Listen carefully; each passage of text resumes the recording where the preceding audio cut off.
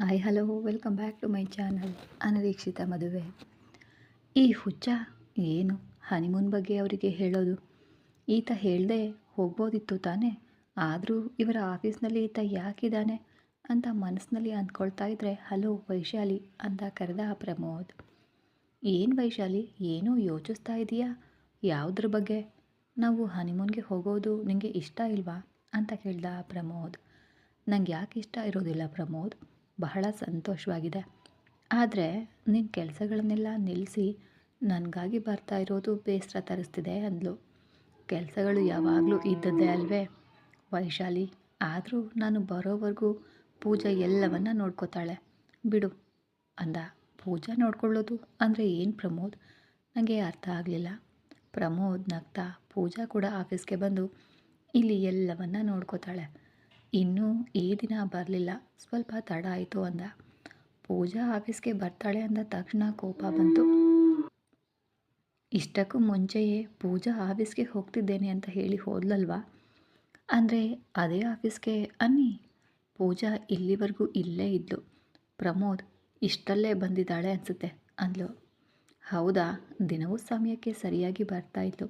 ಈ ದಿನ ತಡ ಆಯಿತು ಅನಿಸುತ್ತೆ. ಮಾವನಿಗೆ ಮುಂಚೆನೇ ಹೇಳಿರಬಹುದು ಬಿಡು ಅಂದ ಪ್ರಮೋದ್. ಈತ ಏನಂದರೂ ಪ್ರತಿ ವಿಷಯಕ್ಕೂ ಮಾವ ಅಂತಾನೆ, ತಡವಾದರೆ ಈತನಿಗೆ ತಾನೇ ಹೇಳಬೇಕು. ಏನೋ ಎಲ್ಲವೂ ಗೊಂದಲವಾಗಿದೆ. ನಾನು ಆಫೀಸ್ಗೆ ಹೋದರೆ ಹೊರತು ಯಾರನ್ನು ಎಲ್ಲಿ ಕೂರಿಸ್ಬೇಕೋ ಅಲ್ಲಿ ಕೂರಿಸಲು ಸಾಧ್ಯ ಇಲ್ಲ. ಮುಂಚೆ ಈ ಹನಿಮೂನ್ ಟ್ರಿಪ್ ಮುಗಿಲಿ, ಆಮೇಲೆ ಹೇಳ್ತೀನಿ. ವೈಶಾಲಿ, ಹನಿಮೂನ್ಗೆ ಹೋಗೋವರೆಗೂ ಮನೆಯಲ್ಲಿ ಬೆಳಗ್ಗೆ ಬೇಗ ಎದ್ದು ಪೂಜೆ ಮಾಡೋದು, ಎಲ್ರಿಗೂ ಏನು ಬೇಕೋ ಕೇಳಿ ಕೆಲಸದವರಿಗೆ ಅವ್ರ ಕೈಯಿಂದ ಮಾಡಿಸೋದು ಮಾಡ್ತಾ ಇದ್ಲು. ಸುಮಿತ್ರಾ ವೈಶಾಲಿನ ನೋಡಿ ಪರವಾಗಿಲ್ಲ, ಈ ಹುಡುಗಿ ಒಳ್ಳೆ ಹುಡುಗಿ ಅಂತಲೇ ಇದ್ದಾಳೆ, ನಾನೇ ತಪ್ಪಾಗಿ ಅರ್ಥ ಮಾಡಿಕೊಂಡೆ ಅನಿಸುತ್ತೆ ಅಂದ್ಕೊಂಡ್ಳು. ಹನಿಮೂನ್ಗೆ ಹೋಗುವ ದಿನ ಬಂದೇ ಬಿಡ್ತು. ಪ್ಯಾಕ್ ಮಾಡ್ತಾ ಪ್ರಮೋದ್, ಈಗಲಾದರೂ ಹೇಳಿ ನಾವು ಎಲ್ಲಿಗೆ ಹೋಗ್ತಿದ್ದೀವಿ ಅಂತ ಕೇಳಿದ್ಲು. ಹೇಳಿದ್ನಲ್ಲ ವೈಶು, ಸರ್ಪ್ರೈಸ್ ಅಂತ. ನನಗೆ ಗೊತ್ತು ನೀನು ಎಲ್ಲಿ ಕರ್ಕೊಂಡು ಹೋಗ್ತೀಯಾ ಅಂತ. ಊಟಿ ಅಥವಾ ಮನಾಲಿ, ಶ್ರೀನಗರ, ಅವುಗಳಲ್ಲಿ ಎಲ್ಲೋ ಒಂದು ಕಡೆ ಕರ್ಕೊಂಡು ಹೋಗ್ತೀಯ. ಅದಕ್ಕೆ ಏನು ಇಷ್ಟೊಂದು ಬಿಲ್ಡಪ್ಪ ಅಂತ ಮನಸ್ಸಿನಲ್ಲಿ ಅಂದ್ಕೊಳ್ತಾ ಪ್ಯಾಕ್ ಮಾಡ್ತಾ ಇದ್ಲು. ರಾತ್ರಿ 2 ಗಂಟೆಗೆ ಫ್ಲೈಟ್. 11 ಗಂಟೆಗೆ ಮನೆಯಲ್ಲಿ ಎಲ್ರಿಗೂ ಹೇಳಿ ಹೊರಟರು. ಏರ್ಪೋರ್ಟ್ಗೆ ಹೋಗಿ ಬೋರ್ಡಿಂಗ್ ಪಾಸ್ನ ತಗೊಂಡು ಎಲ್ಲಿಗೆ ಅಂತ ನೋಡಿ ಆಶ್ಚರ್ಯಪಟ್ಟು, ಪ್ರಮೋದ್ ನಾವು ಸಿಂಗಾಪುರ್ಗೆ ಹೋಗ್ತಿದ್ದೀವಾ ಅಂತ ಕೇಳಿದ್ಲು. ಹೌದು ವೈಶಾಲಿ, 1 ವಾರದ ಟ್ರಿಪ್ ಅಂತ ಹೇಳಿದ ಮೇಲೆ ವೈಶಾಲಿಗಂತೂ ಆನಂದದಿಂದ ಕುಣಿದಾಡಬೇಕು ಅನ್ನಿಸ್ತು. ಪ್ರಮೋದ್ ಪಕ್ಕದಲ್ಲಿ ಕುಳಿತು ನನಗೆ ಎಷ್ಟು ಆನಂದ ಆಗ್ತಿದೆ ಗೊತ್ತಾ ಪ್ರಮೋದ್ ಅನ್ಲು. ನೀನು ಹೇಳ್ದೇನೆ ನಿನ್ನ ಮುಖ ನೋಡಿದರೆ ಗೊತ್ತಾಗ್ತಿದೆ ಇಷ್ಟು ಆನಂದವಾಗಿದೆಯಾ ಅಂತ ಅಂದ. ಹೌದು ಪ್ರಮೋದ್, ತುಂಬ ಅಂದರೆ ತುಂಬ. ನನಗಂತೂ ನಿನ್ನನ್ನು ಗಟ್ಟಿಯಾಗಿ ಅಪ್ಕೊಳ್ಬೇಕು ಅನ್ನಿಸ್ತಿದೆ. ವೈಶಾಲಿ ಮಾತು ಕೇಳಿ, ಹೌದಾ ಹಾಗಾದರೆ ಅಪ್ಕೋ ಅಂದ. ಅದೇ ನೀವು ಮನೆಯಲ್ಲೇ ಹೇಳಿದರೆ ಹಾಗೇ ಅಪ್ಕೊಂಡು ಮುತ್ತು ಕೊಡ್ತಿದ್ದೆ. ನೀವು ಸರ್ಪ್ರೈಸ್ ಅಂತ ಇಲ್ಲಿ ಹೇಳಿದ್ರಿ, ಹಾಗಾದರೆ ನಾನು ಮಿಸ್ ಮಾಡ್ಕೊಂಡಿದ್ನಲ್ಲ, ಸಿಂಗಾಪುರ್ನಲ್ಲಿ ಪಡ್ಕೊಳ್ತೀನಿ ಬಿಡು ಅಂತ ಹೇಳಿ ನಂತರ ಸಿಂಗಾಪುರ್ ತಲುಪಿದ ನಂತರ ಮುಂಚೆನೇ ಬುಕ್ ಮಾಡಿದ ಹೋಟೆಲ್ಗೆ ಹೋಗ್ತಾ ಇದ್ದಂತೆಯೇ ವೈಶಾಲಿ ಸಂತೋಷದಿಂದ ಪ್ರಮೋದನನ್ನು ಅಪ್ಕೊಂಡು ಮುತ್ತಿಟ್ಲು. ನಿನ್ನಲ್ಲಿ ಈ ಆನಂದವನ್ನು ನೋಡೋದಕ್ಕಾಗಿಯೇ ನಿನ್ನನ್ನು ಇಲ್ಲಿಗೆ ಕರ್ಕೊಂಡು ಬಂದೆ ವೈಶಾಲಿ ಅಂತ ವೈಶಾಲಿಯನ್ನು ಅಪ್ಕೊಂಡ ಪ್ರಮೋದ್ ಹಾಗೆ ಅಪ್ಕೊಳ್ತಿದ್ದಂತೆಯೇ ವೈಶಾಲಿಗೆ ಆರ್ಯನ್ ನೆನಪಾದ.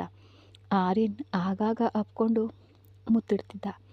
ಅದು ನೆನಪಾಗ್ತಿದ್ದಂತೆಯೇ ಪ್ರಮೋದ್ನಿಂದ ದೂರ ಜರುಗಿ, ಫ್ರೆಶ್ ಆಗಿ ಬಾ ಪ್ರಮೋದ್, ಹಾಗೆ ಹೊರಗೆ ಹೋಗಿ ಬರೋಣ. ಈಗ ಹೊರಗೆ ಹೋಗದಿದ್ರೆ ಏನಾಯಿತು ವೈಶಾಲಿ, ನಾವು ಬಂದಿರೋದು ಸೈಟ್ ಸೀಯಿಂಗಾಗಿ ಅಲ್ವಾ ಅಂತ ವೈಶಾಲಿ ಕತ್ತಿನ ಬಳಿ ಮುತ್ತಿಡಲು ಬಂದಾಗ ಪ್ರಮೋದನ್ನು ಬೆಡ್ ಮೇಲೆ ತಳ್ಳಿ, ಇದೆಲ್ಲವೂ ರಾತ್ರಿಗೆ, ಈಗಲ್ಲ. ಟವಲ್ ತಗೊಂಡು ವಾಶ್ರೂಮ್ಗೆ ಹೋದ್ಲು. ಆರ್ಯನನ್ನು ಎಷ್ಟು ಸೀರಿಯಸ್ ಮರೆಯೋಣ ಅಂತ ಅಂದ್ಕೊಂಡ್ರೂ ಕೂಡ ಅವಳಿಗೆ ಮರೆಯಲು ಸಾಧ್ಯ ಆಗ್ತಿರಲಿಲ್ಲ. ನೀನು ಶ್ರೀಮಂತನಾಗಿ ಹುಟ್ಟಿದರೆ ನಾನು ನಿನ್ನನ್ನು ಬಿಟ್ಟು ಬರ್ತಾ ಇರಲಿಲ್ಲ ಆರ್ಯ. ನಿನ್ನ ಮೇಲೆ ಪ್ರೀತಿ ಇದೆ, ಆದರೆ ಆ ಪ್ರೀತಿಯನ್ನು ಇಟ್ಕೊಂಡು ಏನು ಮಾಡೋದು ಹೇಳು? ಪ್ರಮೋದ್ ಹತ್ರ ಹಣ ಇದೆ, ನಾನು ಅದನ್ನೇ ಪ್ರೀತಿಸಿ ಪ್ರಮೋದ್ ಜೊತೆ ಬಂದೆ. ನನ್ನ ಮನಸ್ಸಿನಲ್ಲಿರುವ ನಿನ್ನನ್ನು ಮರೆಯೋಣ ಅಂದರೆ ನಿಜವಾಗಿಯೂ ಸಾಧ್ಯ ಆಗ್ತಿಲ್ಲ ಆರ್ಯ. ಆದರೆ ಈಗಲೂ ಪ್ರಮೋದ್ ಅಪ್ಕೊಂಡ್ರೆ ನೀನೇ ನೆನಪಾದೆ. ನಿನ್ನ ತೋಳಿನಲ್ಲಿರುವ ಹಾಯ್ ಪ್ರಮೋದ್ ತೋಳಿನಲ್ಲಿ ಇಲ್ಲ ಕಣೋ. ಈ ಪ್ರಮೋದ್ ಜೊತೆ ಹೇಗೆ ಕಳೆಯೋದು ಅಂತ ಆಲೋಚನೆಯಲ್ಲಿಸ್ತಿದ್ದಾರೆ. ಪ್ರಮೋದ್ ಬಾಗಿಲು ತಟ್ಟಿ ವೈಶಾಲಿ ಎಷ್ಟು ಹೊತ್ತು ಅಂದ. ಬರ್ತಿದ್ದೀನಿ ಪ್ರಮೋದ್ ಅಂತ ಬೇಗ ಬೇಗ ಸ್ನಾನ ಮಾಡಿ ಹೊರಗೆ ಬಂದಳು. ಇಬ್ಬರೂ ರೆಡಿಯಾಗಿ ಹೊರಗೆ ಹೋದರು. ಅವ್ರು ಹಾಗೆ ಹೋದರು. ಆರ್ಯ ಆ ಹೋಟೆಲ್ಗೆ ಕೂಡ ಬಂದ.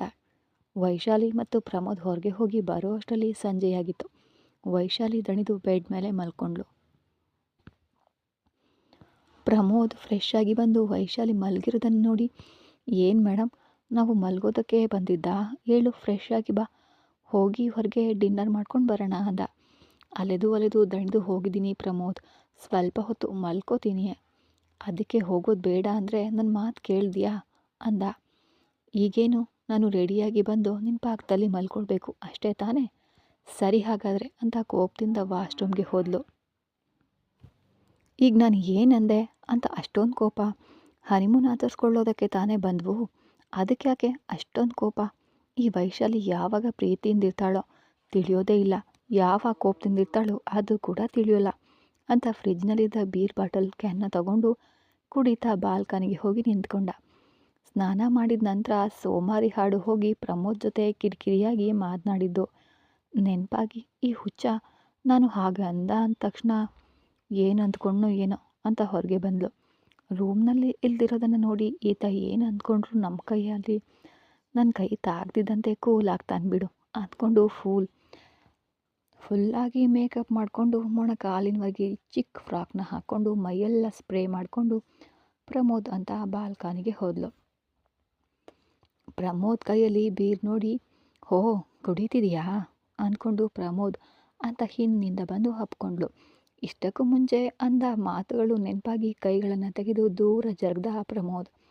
ಏನು ತಿಳಿಯದಂತೆ ಪ್ರಮೋದ್ ಏನಾಯ್ತೋ ಅಂತ ಕೇಳಿದ್ಲು.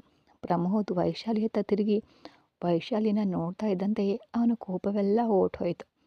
ಪ್ರಮೋದ್ ಕತ್ತಿನ ಸುತ್ತ ಕೈಗಳನ್ನು ಹಾಕಿ, ನಿದ್ರೆ ಮಾಡ್ತಿದ್ದಾಗ ಎಬ್ಬಿಸಿದ್ರೆ ನನಗೆ ಕೋಪ ಬರುತ್ತೆ ಅಂತ ನಿಂಗೂ ಗೊತ್ತು ತಾನೇ, ಯಾವುದೋ ಕೋಪದಲ್ಲಿ ಅಂದೆ, ಸಾರಿ, ನೀನು ತಪ್ಪಾಗಿ ಏನೂ ಅನ್ನಲಿಲ್ಲ ವೈಶಾಲಿ ಅಂತ ಸೊಂಟದ ಸುತ್ತ ಕೈ ಹಾಕಿ ಅವನ ಹತ್ತಿರಕ್ಕೆ ಹೇಳ್ಕೊಂಡು, ನಿನ್ನ ಪಕ್ಕದಲ್ಲಿ ಮಲಗಿಕೊಳ್ಳೋದಕ್ಕೆ ಬಂದೇನಾ ಅಂದಿಯಲ್ಲ, ಅದು ನಿಜವೇ ತಾನೇ ಅಂತ ತುಟಿಗಳನ್ನು ಮುತ್ತಿಕ್ದ. ವೈಶಾಲಿ ಕೂಡ ಏನೂ ತಡೆಯಲಿಲ್ಲ.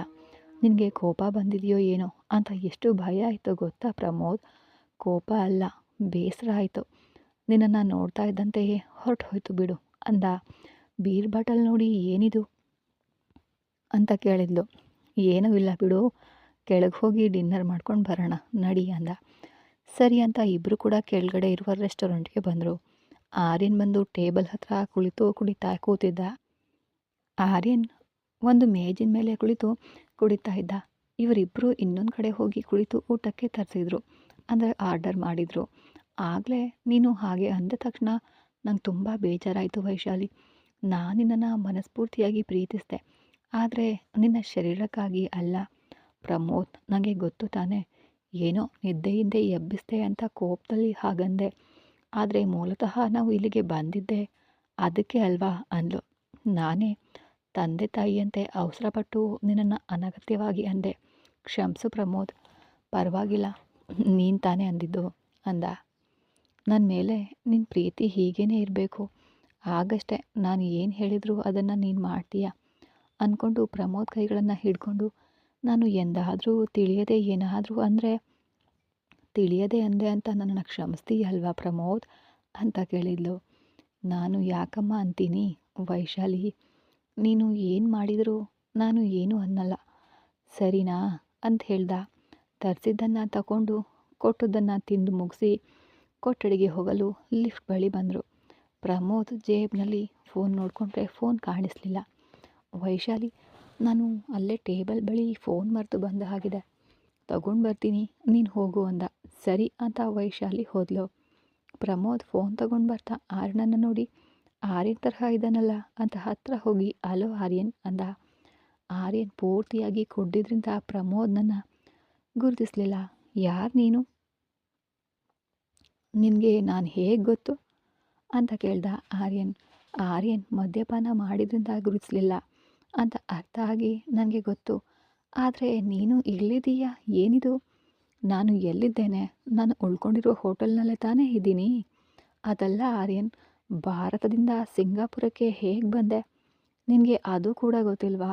ವಿಮಾನದಲ್ಲಿ ಬಂದೆ ಅಂತ ನಕ್ಕ ಆರ್ಯ. ನಿನಗೆ ಚೆನ್ನಾಗಿ ಅಮಲೇರಿದ್ದ ಹಾಗಿದೆ ಅಂತ ನಿನ್ನ ಕೊಠಡಿ ಸಂಖ್ಯೆ ಎಷ್ಟು ಅಂತ ಕೇಳ್ದ. ಅಷ್ಟರಲ್ಲಿ ಅಲ್ಲಿಗೆ ಕೆಲಸದವನು ಬಂದು, ಸರ್, ಈ ಸಾಹೇಬರು ನಮಗೆ ಗೊತ್ತು, ಸಿಂಗಾಪುರಕ್ಕೆ ಯಾವಾಗ ಬಂದರೂ ಇಲ್ಲೇ ಇರ್ತಾರೆ, ಇವರಿಗೆ ಅಂತಾನೆ ಪ್ರತ್ಯೇಕ ಸೂಟ್ ಕೊಠಡಿ ಇದೆ, ನಾನು ಕರ್ಕೊಂಡು ಹೋಗ್ತೀನಿ, ನೀವು ಹೋಗಿ ಎಂದ. ಕೆಲಸದವನು ಹೇಳಿದ್ದನ್ನು ಕೇಳಿ ಪ್ರಮೋದ್ ಆಶ್ಚರ್ಯಪಟ್ಟು, ಆರ್ಯನ್ ಸಿಂಗಾಪುರಕ್ಕೆ ಯಾವಾಗಲೂ ಬರ್ತಾ ಇರ್ತಾನ? ಅದು ಹೇಗೆ? ಕಾಲೇಜ್ನಲ್ಲಿ ಆರ್ಯನನ್ನು ನೋಡಿದರೆ ಒಂದು ಮಧ್ಯಮ ವರ್ಗದ ಕುಟುಂಬದವನಂತೆ ಇದ್ದ, ಅಂಥವನು ಸಿಂಗಾಪುರಕ್ಕೆ ಬರೋದೇನು? ಅದು ಆಗಾಗ ಬರ್ತಾನೆ ಅಂತ ಹೇಳ್ತಿದ್ದಾರಲ್ಲ ಅಂತ ಯೋಚಿಸ್ತಾ ಕೊಠಡಿಗೆ ಹೋಗಿ ಬಾಗಿಲು ತೆಗೆದ. ಪ್ರಮೋದ್ ಬರೋ ಅಷ್ಟರಲ್ಲಿ ದೀಪಗಳನ್ನು ಆರಿಸಿ ಹೊದಿಕೆಯನ್ನು ಹೊದ್ಕೊಂಡು ಹಾಸಿಗೆ ಮೇಲೆ ಮಲಗಿದ್ಲು ವೈಶಾಲಿ. ಆರ್ಯನ್ ವಿಷಯವನ್ನು ಮರೆತು ವೈಶಾಲಿ ಅಂತ ಬಾಗಿಲು ಹಾಕಿ ವೈಶಾಲಿ ಹತ್ರ ಹೋದ. ಮದುವೆ ಆದಮೇಲೆ ಈ ದಿನಕ್ಕಾಗಿ ತಾನೇ ನಾವು ಕಾಯ್ತಾ ಇದ್ವು ಪ್ರಮೋದ್. ಹೌದು ವೈಶಾಲಿ ಅಂತ ಹೋಗಿ ಮಲಗಿ ಅಪ್ಕೊಳ್ಳೋಕೆ ಅಂತ ಹೊದಿಕೆಯ ಒಳಗಡೆ ಕೈ ಹಾಕ್ತಾ. ಕರೆಂಟ್ ಶಾಕ್ ಹೊಡೆದಂತೆ ಕೈಯನ್ನು ಹಿಂದಕ್ಕೆ ತಗೊಂಡು, ಏನಾಯ್ತು ಪ್ರಮೋದ್ ಅಂತ ಮೆಲ್ಲು ಧ್ವನಿಯಲ್ಲಿ ಕೇಳಿದ್ಲು. ಅದು ಅದು ಅಂತ ವೈಶಾಲಿಯ ಕಡೆ ನೋಡ್ದ. ವೈಶಾಲಿ ನಗ್ತಾ ಬಾ ಅಂದ್ಲು. ವೈಶಾಲಿ ಹಾಗೆ ಕರೀತಾ ಇದ್ದಂತೆ ಪ್ರಮೋದ್ಗೆ ತಡೆಯಲಾಗಲಿಲ್ಲ. ಹೊದಿಕೆಯೊಳಗೆ ಹೋಗಿ ವೈಶಾಲಿಯನ್ನು ಬಿಗಿಯಾಗಿ ಅಪ್ಕೊಂಡು, ನೀ ನನಗೆ ಮುಂಚೆನೇ ಯಾಕೆ ಹೇಳಲಿಲ್ಲ? ಹಾಗೆ ಹೇಳಿದರೆ ನಿನಗೆ ಕರೆಂಟ್ ಶಾಕ್ ಹೊಡಿತಾ ಇರಲಿಲ್ಲ ಅಲ್ವಾ ಅಂದ್ಲು. ಕೈಗೆ ಮೃದುವಾಗಿ ತಾಗಿದ ತಕ್ಷಣವೇ ಒಂದೇ ಬಾರಿಗೆ ಬೆಚ್ಚಿಬಿದ್ದ. ನೀನು ಇದುವರೆಗೂ ಯಾವ ಹುಡುಗಿಯನ್ನು ಸ್ಪರ್ಶಿಸಿಲ್ವಾ ಪ್ರಮೋದ್ ಅಂದ್ಲು. ಖಂಡಿತ ಇಲ್ಲ, ನೀನೇ ನನ್ನ ಜೀವನದಲ್ಲಿ ಬಂದ ಮೊದಲ ಹುಡುಗಿ, ಹಾಗೇ ಈಗ ನನ್ನ ಹೆಂಡತಿ ಕೂಡ. ನಾನು ಏನು ಮಾಡಿದರೂ ನನ್ನ ಹೆಂಡತಿಯೊಂದಿಗೆ ಅಂದ. ನಿನ್ನ ಹೆಂಡತಿಗೆ ಏನು ಮಾಡಬೇಕು ಅಂತ ಅಂದ್ಕೊಂಡಿದೆಯೋ ಈಗ ಮಾಡಿ ತೋರಿಸಿದ್ರೆ ತಾನೇ ತಿಳಿಯೋದು ಅಂದ್ಲು ವೈಶು. ಹೌದಾ, ಹಾಗಾದರೆ ನೋಡು, ನಿನ್ನನ್ನು ಉಸಿರು ಹಿಡಿಯುವಂತೆ ಮಾಡ್ತೀನಿ ಅಂತ ವೈಶಾಲಿಯನ್ನು ಅಪ್ಕೊಂಡು ತುಟಿಗಳಿಂದ ಶುರು ಮಾಡ್ದ. ಮುದ್ದುಗಳು ಕಾಲಿನವರೆಗೂ ಹೋದ್ವು. ಕಾಲುಗಳ ಮೇಲೆ ಮುತ್ತಿಟ್ಟು ಮೆಲ್ಲನೆ ಮತ್ತೆ ಮೇಲಕ್ಕೆ ಬಂದು ವೈಶಾಲಿಗೆ ಉಸಿರಾಡಲು ಕೂಡ ಬಿಡಲಿಲ್ಲ. ನನ್ನ ಆರ್ಯನಿಗೆ ಸ್ವಂತವಾಗಬೇಕಾಗಿದ್ದ ನಾನು ಇಂದು ನಿನ್ನ ಹಣವನ್ನು ನೋಡಿ ನಿನ್ನನ್ನು ಮದುವೆ ಆದೆ. ಮದುವೆ ಆದಮೇಲೆ ಇದು ತಪ್ಪಿದ್ದಲ್ಲ ಅಲ್ವಾ ಅಂದ್ಕೊಂಡು ಪ್ರಮೋದ್ ಸುತ್ತಲೂ ಕೈಗಳನ್ನು ಹಾಕಿ ತನ್ನತ್ತ ಎಳ್ಕೊಂಡ್ಳು. ವೈಶಾಲಿ ಹಾಗೆ ಉತ್ಸಾಹ ತೋರ್ತಾ ಇದ್ದಂತೆ ಪ್ರಮೋದ್ ಕೂಡ ತನ್ನ ಮೈ ಮೇಲಿದ್ದ ಬಟ್ಟೆಗಳನ್ನು ತೆಗೆದು ವೈಶಾಲಿಯನ್ನು ಕಾಮನೆಯಿಂದ ಆವರಿಸ್ಕೊಂಡು ವೈಶಾಲಿ ಅಂತ ಕರೀತಾ ವೈಶಾಲಿಯೊಂದಿಗೆ ಒಂದಾದ. ಸ್ವಲ್ಪ ಸಮಯದ ನಂತರ ವೈಶಾಲಿ ಆಯಾಸಗೊಂಡು ನೀರು ಅಂತ ಕೇಳಿದ್ಲು. ಪ್ರಮೋದ್ ನೀರು ನೀಡಿದ ತಕ್ಷಣ ಕುಡಿದು ಪ್ರಮೋದ್ಗೆ ಕೊಟ್ಲು. ಪ್ರಮೋದ್ ಕೂಡ ಕುಡಿದು ಆಯಾಸ ಆಯ್ತಾ ಅಂತ ಕೇಳ್ದ. ವೈಶಾಲಿ ಹಾಂ ಅಂತ ತಲೆಯಾಡಿಸಿದ್ಲು. ಸರಿ ಮಲ್ಕೋ ಅಂತ ಪ್ರಮೋದ್ ಹಾಗೆ ಅಂತಿದ್ದಂತೆ ಪ್ರಮೋದ್ ಸುತ್ತಲೂ ಕೈ ಹಾಕಿ ಮಲಗಿದ್ಲು. ವೈಶಾಲಿ ಹಾಗೆ ಮಲಗ್ತಾ ಇದ್ದಂತೆ, ನಿನಗೆ ಯಾವುದೇ ತೊಂದರೆ ಬಾರ್ದಂತೆ ನೋಡ್ಕೊಳ್ತೀನಿ ವೈಶಾಲಿ ಅಂತ ಪ್ರಮೋದ್ ಕೂಡ ಮಲಗ್ದ. ಹೀಗೆ ಒಂದು ವಾರ ಸಿಂಗಾಪುರದಲ್ಲಿ ಮನಸ್ಸಿಗೆ ಬಂದ ಹಾಗೆ ಮಜಾ ಮಾಡ್ತಾ ಸಿಂಗಾಪುರದ ಹಲವು ಸ್ಥಳಗಳನ್ನು ನೋಡಿದರು. ಇನ್ನು ಒಂದೇ ದಿನದಲ್ಲಿ ಹೊರಡ್ತೇವೆ ಅನ್ನುವಾಗ ಇಬ್ಬರು ಮಲಗಿ ಕಾಲೇಜಿನ ವಿಷಯಗಳನ್ನು ಮಾತನಾಡ್ಕೊಳ್ತಾ ಆರ್ಯನ್ ಬಗ್ಗೆ ಕೇಳಿದ್ಲು.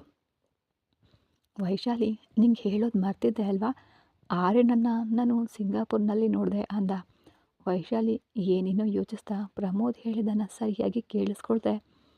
ಆರ್ಯನನ್ನು ನಾವು ಕಾಲೇಜ್ನಲ್ಲಿದ್ದಾಗ ನೋಡಿದ್ವಲ್ಲ ಪ್ರಮೋದ್ ಅಂದ್ಲು. ಕಾಲೇಜ್ನಲ್ಲಿ ಅಲ್ಲ ವೈಶಾಲಿ, ಇಲ್ಲೇ ನೋಡಿದೆ ಅಂದ. ಪ್ರಮೋದ್, ಏನು ಮಾತನಾಡ್ತಿದೀಯಾ? ಆರ್ಯನನ್ನು ಇಲ್ಲಿ ನೋಡೋದೇನು? ಆರ್ಯ ಇಲ್ಲಿಗೆ ಹೇಗೆ ಬರ್ತಾನೆ? ನೀನು ಯಾರನ್ನೋ ನೋಡಿ ಯಾರೋ ಅಂದ್ಕೊಂಡಿದೀಯಾ ಅಂದ್ಲು. ಇಲ್ಲ ವೈಶಾಲಿ, ನಾನು ನೋಡಿದ್ದು ಆರ್ಯನನ್ನೇ. ಒಂದಿನ ನಾವು ಊಟ ಮಾಡಿ ಬರುವಾಗ ಫೋನ್ ಮರ್ತಿದ್ದೆ ಅಲ್ವಾ, ಮತ್ತೆ ಹೋದ್ನಲ್ಲ ಆಗ ನೋಡಿದೆ, ಕುಡಿತಾ ಕುಳಿತಿದ್ದ ಅಂದ. ಪ್ರಮೋದ್ ಹುಚ್ಚಾಗಿ ಮಾತನಾಡದೆ ಮಲ್ಕೋ, ನನಗೆ ನಿದ್ರೆ ಬರ್ತಿದೆ ಅಂತ ಅತ್ತ ತಿರುಗಿ ಮಲಗಿದ್ಲು. ವೈಶಾಲಿಯನ್ನು ತನ್ನತ್ತ ತಿರುಗಿಸ್ಕೊಂಡು, ನಾನೇನು ಹುಚ್ಚಾಗಿ ಮಾತಾಡ್ತಿಲ್ಲ, ನಾನು ಆರ್ಯನನ್ನು ನೋಡಿದೆ, ಹತ್ರ ಹೋಗಿ ಆರ್ಯನ್ ನೀನು ಇಲ್ಲಿಗೆ ಹೇಗೆ ಬಂದೆ ಅಂದರೆ ವಿಮಾನದಲ್ಲಿ ಅಂದ. ನನ್ನನ್ನು ಗುರುತಿಸ್ಲಿಲ್ಲ. ಅಷ್ಟೇ ಅಲ್ಲ, ಯಾವಾಗ ಬಂದರೂ ಈ ಹೋಟೆಲ್ನಲ್ಲೇ ಇರ್ತಾನಂತೆ. ಆರ್ಯನ್ಗಾಗಿ ಸಪ್ರೇಟಾಗಿ ಸೂಟ್ ಕೊಠಡಿ ಕೂಡ ಇದೆಯಂತೆ ಅಂತ ಇಲ್ಲಿನ ಕೆಲಸದವರು ಕೂಡ ಹೇಳ್ದ ಪ್ರಮೋದ್. ಪ್ರಮೋದ್ ಹೇಳಿದ್ದನ್ನು ಕೇಳಿದ ತಕ್ಷಣ ವೈಶಾಲಿ ಎದ್ದು ಕುಳಿತು ಬಿದ್ದು ನಗ್ತಾ, ಏನು ಆರ್ಯನ್ ಇಲ್ಲಿಗೆ ಬರೋದಷ್ಟೇ ಅಲ್ಲದೆ ಅವನಿಗಾಗಿ ಇಲ್ಲಿ ಪ್ರತ್ಯೇಕ ಸೂಟ್ ಕೊಠಡಿ ಇದೆಯಾ? ಸಿಂಗಾಪುರದಲ್ಲಿ ಒಳ್ಳೆ ಜೋಕ್ ಹೇಳ್ದೆ ಬಿಡು. ಪ್ರಮೋದ್ ನನಗೆ ನಕ್ಕು ನಕ್ಕು ಸಾಯುವಂತಾಗ್ತಿದೆ ಅಂದ್ಲು. ವೈಶಾಲಿ, ನಾನು ಹೇಳಿದ್ದು ಜೋಕ್ ಅಲ್ಲ, ನಿಜ. ನಾನು ನೋಡಿದೆ ಪ್ರಮೋದ್, ಸಿಂಗಾಪುರದಲ್ಲಿ ನಾವು ಇರೋದು ಈ ಒಂದೇ ದಿನ. ಸಂತೋಷವಾಗಿ ಕಳೆಯಿದೆ, ಯಾಕೆ ಸುಮ್ಮನೆ ನನ್ನನ್ನು ಕಿರಿಕಿರಿಗೊಳಿಸ್ತೀಯಾ? ಮೂಲತಃ ಕಾಲೇಜ್ನಲ್ಲಿದ್ದಾಗ ಒಂದು ಬೈಕ್ ಕೂಡ ಇಲ್ಲದೆ ಸಿಟಿ ಬಸ್ನಲ್ಲಿ ಬರ್ತಾ ಇದ್ದ ಆರ್ಯ ಸಿಂಗಾಪುರಕ್ಕೆ ಬಂದು ಅದು ಸೂಟ್ ಕೊಠಡಿಯಲ್ಲಿ ಇದ್ದಾನಾ? ಅಷ್ಟೊಂದು ಹಣ ಇರುವ ಅವನೇ. ನಾವೇ ಸಾಮಾನ್ಯ ಕೊಠಡಿಯಲ್ಲಿದ್ದೀವಿ, ಅಂಥದ್ರಲ್ಲಿ ಆರ್ಯ ಇದ್ದಾನೆ ಅಂದರೆ ನಗು ಬರದೆ ಇನ್ನೇನು ಬರುತ್ತೆ ಅಂದ್ಲು. ಅದೇ ನನಗೂ ಅರ್ಥ ಆಗಲಿಲ್ಲ. ಆರ್ಯನನ್ನು ಮೊದಲು ನೋಡಿ ಯಾವುದೋ ಕಂಪ್ನಿ ಕಡೆಯಿಂದ ಬಂದಿದ್ದಾನೆ ಅಂದ್ಕೊಂಡೆ, ಆದರೆ ಹಾಗಲ್ಲ ಅಂತ ತಿಳಿಯಿತು. ನನಗೊಂದು ಅರ್ಥ ಆಯಿತು ಪ್ರಮೋದ್, ನೀನು ಕೂಡ ಆ ದಿನ ಕುಡ್ದಿದ್ದೆ ಅಲ್ವಾ? ಆ ಅಮಲಿನಲ್ಲಿ ಯಾರೋ ಗೊತ್ತಿಲ್ಲದೆ ಇನ್ಯಾರನ್ನ ನೋಡಿ ಆರ್ಯನ್ ಅಂತ ಅಂದ್ಕೊಂಡಿರ್ತೀಯ. ಅಷ್ಟಕ್ಕೂ ಆರ್ಯನ್ ಬಳಿ ಅಷ್ಟೊಂದು ಹಣ ಇದ್ದಿದ್ರೆ ನಾನು ಯಾಕೆ ನಿನ್ನನ್ನು ಮದುವೆ ಆಗ್ತಿದ್ದೆ ಅಂದ್ಲು. ವೈಶಾಲಿ, ಏನು ಆರ್ಯನ್ ಅಂದೆ, ಆಮೇಲೆ ಏನು ಅಂದೆ ಅಂತ ಅರ್ಥ ಆಗಲಿಲ್ಲ. ಇನ್ನೊಮ್ಮೆ ಹೇಳು. ಅಬ್ಬಾ, ಬದುಕೊಂಡೆ. ಕೇಳಿಸ್ಕೊಂಡಿದ್ದೆ, ಏನಾಗ್ತಿತ್ತೋ ಏನೋ ಅಂದ್ಕೊಂಡು. ಏನೂ ಇಲ್ಲ ಪ್ರಮೋದ್, ಆರ್ಯನ್ಗೆ ಸಿಂಗಾಪುರಕ್ಕೆ ಬರುವಷ್ಟು ಯೋಗ್ಯತೆ ಇಲ್ಲ. ಬಂದರೂ ಸೂಟ್ ಕೊಠಡಿಯಲ್ಲಿ ಉಳ್ಕೊಳ್ಳುವಷ್ಟು ಶಕ್ತಿ ಇಲ್ಲ. ನೀನು ಯಾರನ್ನು ನೋಡಿ ಯಾರೋ ಅಂದ್ಕೋತಿದ್ಯಾ, ಸುಮ್ಮನೆ ಮಲ್ಕೋ ಅಂದ್ಲು. ವೈಶಾಲಿ, ಹೇಳಿದ್ದು ಕೂಡ ನಿಜವೇನೆ. ನಾನು ಆ ದಿನ ಕುಡ್ದಿದ್ದೆ ಅಲ್ವಾ, ಯಾರನ್ನು ನೋಡಿ ಆರ್ಯನ್ ಅಂದ್ಕೊಂಡಿರ್ತೀನಿ. ಆರ್ಯನ್ ಆಗಿದ್ರೆ ನನ್ನನ್ನು ಯಾರು ನೀನು ಅಂತ ಯಾಕೆ ಕೇಳ್ತಾನೆ ಅಂತ ಯೋಚಿಸ್ತಾ ಮಲಗಿದ ಪ್ರಮೋದ್. ಆರ್ಯನನ್ನು ನೆನಪಿಸಿದ ತಕ್ಷಣ ವೈಶಾಲಿಗೆ ಆರ್ಯನ್ ತಿರುಗಿದ್ದೆಲ್ಲವೂ ನೆನಪಿಗೆ ಬಂತು. ನಿಜವಾಗಿಯೂ ಪ್ರಮೋದ್ ಆರ್ಯನನ್ನು ನೋಡಿರ್ತಾನ? ಆರ್ಯನ್ ಬಳಿ ನಿಜವಾಗಿಯೂ ಅಷ್ಟೊಂದು ಹಣ ಇದೆಯಾ? ಅಷ್ಟೊಂದು ಹಣ ಇದ್ದರೆ ಕಾಲೇಜ್ನಲ್ಲಿ ಯಾಕೆ ಆಗಿದ್ದ ಅಂತ ಯೋಚಿಸ್ತಾ ಮಲಗಿದ್ಲು. ಬೆಳಗ್ಗೆ ವಿಮಾನ ನಿಲ್ದಾಣಕ್ಕೆ ಹೊರಡ್ತಾ ಹೋಟೆಲ್ ಖಾಲಿ ಮಾಡ್ತಾ ಇದ್ದರೆ ವೈಶಾಲಿ ಹಾಸಿಗೆ ಮೇಲೆ ಕುಳಿತು, ಪ್ರಮೋದ್, ನನಗೆ ಇನ್ನೂ ಕೆಲವು ದಿನ ಇಲ್ಲೇ ಇರಬೇಕು ಅನ್ನಿಸ್ತಿದೆ ಅಂದ್ಲು. ನಾವು ಇಲ್ಲೇ ಇರಬೇಕು ಅಂದರೆ ಎಷ್ಟು ಹಣ ಆಗುತ್ತೆ ಗೊತ್ತಾ? ಕೊಠಡಿಯ ಬಾಡಿಗೆ, ನಾವು ತಿರುಗಾಡಲು, ತಿಂದದ್ದಕ್ಕೆ ಎಲ್ಲವೂ ಸೇರಿದರೆ ಒಟ್ಟು ವೆಚ್ಚ ಒಂದು ದಿನಕ್ಕೆ 1,00,000 ರೂಪಾಯಿ. ನಾವು ಇದ್ದುದು ಒಂದು ವಾರ, ಎಷ್ಟು ಲಕ್ಷ ಆಯಿತು ನೋಡು ಅಂದ. ಪ್ರಮೋದ್ ಹಾಗೆ ಲೆಕ್ಕ ಹಾಕಿ ಹೇಳ್ತಾ ಇದ್ದಂತೆ ಕೋಪದಿಂದ, ಅಂದರೆ ಏನರ್ಥ ಪ್ರಮೋದ್? ನಮ್ಮ ಹನಿಮೂನ್ಗೆ ಎಷ್ಟು ಖರ್ಚು ಮಾಡಿದೆ ನೋಡು ಅಂತ ಹೇಳಲು ಈ ಲೆಕ್ಕ ಹೇಳ್ತಿದೀಯಾ? ಆದರೂ ನಿನಗೆ ನಾನು ಕೊಟ್ಟ ಸುಖದ ಮುಂದೆ ಈ ಲಕ್ಷಗಳು ನಿನಗೆ ಏನೇನೂ ಅಲ್ಲ ಅಂದ್ಲು. ವೈಶಾಲಿ ಅಂತ ಕೋಪದಲ್ಲಿ, ಏನು ಮಾತನಾಡ್ತಿದೀಯಾ ಅಂತ ಅರ್ಥ ಆಗ್ತಿದೆಯಾ ನಿನಗೆ? ನಾವು ಗಂಡ ಹೆಂಡತಿ ಪ್ರೀತಿಯಿಂದ ಒಂದಾಗ್ತಾರೆ ಹೊರತು ಸುಖವನ್ನು ಲೆಕ್ಕ ಹಾಕೋದಿಲ್ಲ. ಇಬ್ಬರೂ ಸಂತೋಷವಾಗಿ ಕಳೆದ್ವಲ್ಲ. ನಾನು ಅಂದಿದ್ದು ಅದನ್ನೇ ತಾನೇ. ನಿನಗೆ ಬೇರೆ ರೀತಿ ಅರ್ಥ ಆದರೆ ನಾನು ಏನು ಮಾಡಲು ಸಾಧ್ಯ ಇಲ್ಲ. ನೀನು ಹೀಗೆ ಹಣದ ಲೆಕ್ಕ ನೋಡ್ತೀಯಾ ಅಂತ ಅಂದ್ಕೊಂಡಿರಲಿಲ್ಲ ಪ್ರಮೋದ್. ಅದೇನು ವೈಶಾಲಿ ಹಾಗಂತೀಯ? ಲೆಕ್ಕ ನೋಡಿ ಮಾವನಿಗೆ ಹೇಳಬೇಕು ಅಲ್ವಾ? ನಾನು ಒಂದು ವಾರ ಕಚೇರಿಯಲ್ಲಿ ಕೂಡ ಇರಲಿಲ್ಲ, ಆದರೂ ಏನು ಅಂದೆ? ಪೂಜಾ ನನ್ನ ಎಲ್ಲ ಕೆಲಸವನ್ನು ಮಾಡ್ತಿದ್ದಾಳೆ. ಇನ್ನು ಇಲ್ಲೇ ಇದ್ದೆವು ಅಂದರೆ ನಾವಿಬ್ಬರು ಇಲ್ಲಿ ಯಾವುದೋ ಹೋಟೆಲ್ನಲ್ಲಿ, ಪೆಟ್ರೋಲ್ ಬಂಕ್ನಲ್ಲೋ ಕೆಲಸ ಮಾಡಿ ಹಣ ಸಂಪಾದಿಸಬೇಕಾಗತ್ತೆ. ಪ್ರಮೋದ್ ಹೇಳೋದು ಕೇಳಿದ ವೈಶಾಲಿ ಏನೂ ಅರ್ಥ ಆಗಲಿಲ್ಲ. ಈಗ ಇವನ್ನೆಲ್ಲ ಕೇಳಿ ಮೂಡ್ ಹಾಳು ಮಾಡ್ಕೊಳ್ಳೋದು ಯಾಕೆ ಅಂತ ಏನು ಕೇಳದೆ ಸುಮ್ಮನೆ ಆದ್ಲು. ನೀ ಹೇಳೋದು ನನಗೇನು ಅರ್ಥ ಆಗ್ತಿಲ್ಲ ಪ್ರಮೋದ್. ಸರಿ ನಡಿ, ಈಗ ಹೊರಡೋಣ, ವಿಮಾನಕ್ಕೆ ಸಮಯ ಆಗ್ತಿದೆ ಅಂತ ವಿಮಾನ ನಿಲ್ದಾಣಕ್ಕೆ ಬಂದರು. ಇತ್ತ ಆರ್ಯನ್ ಕೂಡ ಅದೇ ವಿಮಾನದಲ್ಲಿ ಭಾರತಕ್ಕೆ ಬರ್ತಾ ಇದ್ದ. ಇವರು ಹೋಗುವಷ್ಟರಲ್ಲಿ ಆರ್ಯನ್ ಇಮಿಗ್ರೇಷನ್ ಎಲ್ಲವನ್ನು ಮುಗಿಸ್ಕೊಂಡು ಬಂದು ಕುಳಿತಿದ್ದ. ವೈಶಾಲಿ ಮತ್ತು ಪ್ರಮೋದ್ ಗೇಟ್ಗಳನ್ನು ತೆರೆದು ನಂತರ ಬಂದಿದ್ದರಿಂದ ಆರ್ಯನ್ ವಿಮಾನದೊಳಗಡೆ ಹೊರಟು ಹೋದ. ಆರ್ಯನ್ ಬಿಸ್ನೆಸ್ ಕ್ಲಾಸ್ನಲ್ಲಿ ಕುಳಿತಿದ್ದ. ವೈಶಾಲಿ ಮತ್ತು ಪ್ರಮೋದ್ ವಿಮಾನದೊಳಗಡೆ ಬಂದು 2ನೇ ಸೀಟ್ನಲ್ಲಿ ಕುಳಿತಿದ್ದ. ಆರ್ಯನನ್ನು ಗಮನಿಸಲಿಲ್ಲ. ಆರ್ಯನ್ ಫೋನ್ ನೋಡ್ತಾ ಕುಳಿತಿದ್ರಿಂದ ತಲೆ ಎತ್ತಿ ಕೂಡ ನೋಡಲಿಲ್ಲ. ವೈಶಾಲಿ ಬಿಸ್ನೆಸ್ ಕ್ಲಾಸ್ ನೋಡಿ ತನ್ನ ಸೀಟ್ನಲ್ಲಿ ಕುಳಿತು, ನೀವು ಕೂಡ ಬಿಸ್ನೆಸ್ ಕ್ಲಾಸ್ನೇ ಬುಕ್ ಮಾಡಬೇಕಿತ್ತು, ಅಲ್ಲಿ ಸೀಟ್ಗಳು ತುಂಬ ಜಾಗ ಹೊಂದಿವೆ ಅಂತ ಕಿರಿಕಿರಿಯಿಂದ ಅಂದ್ಲು. ಬಿಸ್ನೆಸ್ ಕ್ಲಾಸ್ ಅಂದರೆ ತುಂಬ ದುಬಾರಿ ವೈಶಾಲಿ. ಅದೂ ಅಲ್ಲದೆ ನಮ್ಮದು ತಕ್ಷಣ ಪ್ರವಾಸ ಅಲ್ವಾ, ದರ 2ರಷ್ಟಿರುತ್ತೆ. ಇನ್ನು ಬಿಸ್ನೆಸ್ ಟಿಕೆಟ್ಗಳು ಅಂದರೆ ಕೇಳಲೇಬೇಡ ಅಂದ. ಕೋಟಿಗಟ್ಟಲೆ ಆಸ್ತಿ ಇಟ್ಕೊಂಡು ನೀವು ಕೂಡ ಹಣದ ಲೆಕ್ಕ ನೋಡ್ತಿದ್ರೆ ನನಗೆ ಆಶ್ಚರ್ಯ ಆಗ್ತಿದೆ. ಕೋಟಿ ಆಸ್ತಿ ಇರೋದು ನಿಜವೇ, ಆದರೆ ಅದೊಂದು ಕೂಡ ನಮ್ದಲ್ಲ ಅಂದ. ವೈಶಾಲಿ, ಈ ವಿಷಯದ ಬಗ್ಗೆ ನಿನ್ನೊಂದಿಗೆ ಮಾತನಾಡೋಣ ಅಂದರೆ ನಿನ್ನನ್ನು ಮಾತನಾಡಲು ಬಿಡಲೇ ಇಲ್ಲ ಅಂದ. ಈ ಆಸ್ತಿ ನಮ್ದಲ್ಲ ಅಂತ ಹೇಳಿದ ಜಾಗದಲ್ಲೇ ಅವಳ ಮನಸ್ಸು ಸ್ತಬ್ಧವಾಗಿ ವೈಶಾಲಿ ಏನೂ ಮಾತಾಡಲಿಲ್ಲ. ವೈಶಾಲಿ ಏನು ಮಾತನಾಡದೇ ಇರೋದನ್ನು ನೋಡಿ ವೈಶಾಲಿ ಅಂತ ಕರೆದ. ಪ್ರಮೋದ್, ನೀನು ಏನು ಹೇಳ್ತಿರೋದು? ಆಸ್ತಿ ನಮ್ದಲ್ದಿರೋದು ಏನು? ನೀನು ತಮಾಷೆ ಮಾಡ್ತಿದೀಯ ತಾನೇ ಅಂತ ಕೇಳಿದ್ಲು. ಈ ವಿಷಯದಲ್ಲಿ ಯಾರಾದರೂ ತಮಾಷೆ ಮಾಡ್ತಾರಾ ವೈಶಾಲಿ? ನಾ ಹೇಳ್ತಾ ಇರೋದು ನಿಜಾನೇ ಅಂದ. ಅವಳ ತಲೆ ಮೇಲೆ ಸಿಡಿಲು ಬಂದಂತಾಯಿತು. ವೈಶಾಲಿ ಪರಿಸ್ಥಿತಿ ಈಗ. ನಾವು ಹೀಗಿರಲು ಕಾರಣ ನಮ್ಮ ಮಾವ ಇಲ್ಲದೇ ಇದ್ದರೆ ನಾವು ಏನಾಗ್ತಿದ್ವೋ ಅಂದ. ಪ್ರಮೋದ್ ಹೇಳ್ತಾ ಇದ್ರೆ ಬಾಯಿ ತೆರ್ಕೊಂಡು ಕೇಳ್ತಿದ್ಲು ವೈಶು. ನಮ್ಮ ಅಮ್ಮನ ಕಡೆಯವರೆಲ್ಲ ತುಂಬ ಶ್ರೀಮಂತರು. ನಮ್ಮಮ್ಮ ಮಾವನಿಗೆ ಕೋಟಿಗಟ್ಟಲೆ ಆಸ್ತಿ ಇದೆ. ಅಮ್ಮ ಅಪ್ಪನನ್ನು ಪ್ರೀತಿಸಿ ಮದುವೆಯಾದ್ಲು. ಅಪ್ಪನದೊಂದು ಮಧ್ಯಮ ವರ್ಗದ ಕುಟುಂಬ. ಮಾವನೇ ಅಪ್ಪನಿಗೆ ಬಿಸ್ನೆಸ್ ಪ್ರಾರಂಭಿಸಲು ಸಹಾಯ ಮಾಡಿದ್ದು. ಅಷ್ಟೇ ಅಲ್ಲದೆ ಏನೋ ಒಂದು ಸಣ್ಣ ಉದ್ಯಮ ಇಟ್ಕೊಂಡು ಅಮ್ಮ ನನ್ನನ್ನು ಚೆನ್ನಾಗಿ ನೋಡ್ಕೊಳ್ತಾ ಇದ್ರು. ಅಣ್ಣ ನಾನು ಹುಟ್ಟಿದ ನಂತರ ಉದ್ಯಮ ಚೆನ್ನಾಗಿ ಬೆಳೀತು. ಆಮೇಲೆ ಮಾವನ ಮದುವೆಯಾಗಿ ಹೆಣ್ಮಗು ಹುಟ್ಟಿದ ಮೇಲೇ ಅತ್ತೆ ತೀರ್ಕೊಂಡ್ರು. ಪೂಜಾಳನ್ನು ಕೂಡ ನನ್ನ ಅಮ್ಮನೇ ಬೆಳೆಸಿದ್ದು. ಅಮ್ಮ ಮಾವನಿಗೆ ಹತ್ತಿರದಲ್ಲಿದ್ದರೆ ಪೂಜಾಳನ್ನು ನೋಡ್ಕೊಳ್ಳಲು ಅನುಕೂಲ ಆಗುತ್ತೆ ಅಂತ ಅವರ ಮನೆ ಎದುರುಗಡೆನೆ ಒಂದು ಮನೆ ಕೊಂಡು ನಮಗೆ ಅದನ್ನು ನೀಡಿದರು. ನಾವು ಅಲ್ಲಿಗೆ ಬಂದ ನಂತರ ಪೂಜಾ ಯಾವಾಗಲೂ ನಮ್ಮ ಮನೆಯಲ್ಲೇ ಇರ್ತಾಯಿದ್ಲು. ಎಲ್ಲವನ್ನ ಕೇಳ್ತಾ ಇದ್ದ ವೈಶಾಲಿ, ಅಂದರೆ ಈಗ ನೀವು ಇರುವ ಮನೆ ಕೂಡ ನಿಮ್ಮದಲ್ವಾ? ಮಾವ ಕೊಂಡ್ಕೊಟ್ಟಿದ್ರು. ನಮ್ಮದೇ ವೈಶಾಲಿ. ಮಾವ ಮತ್ತೆ ಯಾಕೆ ಅದನ್ನು ವಾಪಸ್ ಕೇಳ್ತಾರೆ? ನೀವು ಏನು ಉದ್ಯಮ ಮಾಡ್ತಿದ್ದೀರಿ ಪ್ರಮೋದ್ ಅಂತ ಕೇಳಿದ್ಲು ವೈಶಾಲಿ. ಒಂದು ಸೂಪರ್ ಮಾರ್ಕೆಟ್ ಇದೆ, ಅದೇ ಅಪ್ಪನ ಉದ್ಯಮ. ಸೂಪರ್ ಮಾರ್ಕೆಟ್ ಇದೆ? ಏನು, ಒಂದು ಸೂಪರ್ ಮಾರ್ಕೆಟಾ ಅಂತ ಆಶ್ಚರ್ಯಪಟ್ಲು. ಹೌದು ವೈಶಾಲಿ, ಅಪ್ಪ ಮಾರ್ಕೆಟ್ ನೋಡ್ಕೋತಾರೆ. ಅಣ್ಣ ಮತ್ತು ನಾನು ಮಾವನ ಕಂಪ್ನಿಗಳನ್ನು ನೋಡ್ಕೊಳ್ತಿರ್ತೇವೆ ಅಂತ ಹೇಳ್ದ. ವೈಶಾಲಿಗೆ ಪ್ರಮೋದ್ ಹೇಳುವ ಪ್ರತಿಯೊಂದನ್ನು ಕೇಳ್ತಿದ್ರೆ ಹುಚ್ಚೆ ಹಿಡಿಯುವಂತಾಗ್ತಿತ್ತು.